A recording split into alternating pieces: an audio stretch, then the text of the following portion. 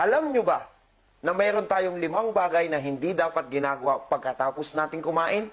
5 lang ang tatandaan nyo. S, S, S, F, D. Ang unang S ay ang sleep. Bawal matulog pagkatapos kumain kasi nasisira ang metabolismo natin. Ikalawang S, smoke. Dahil pag naninigarilyo tayo, yung nicotine, humahalo sa dugo, nagpapabagal ng sirkulasyon nito.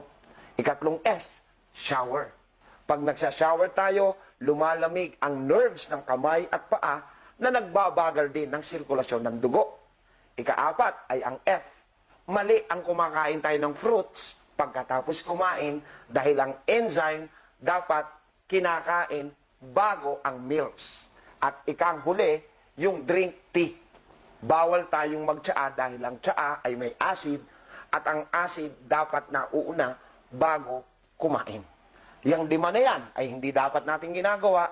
Dito nyo lang nalaman sa Alam Nyo Ba?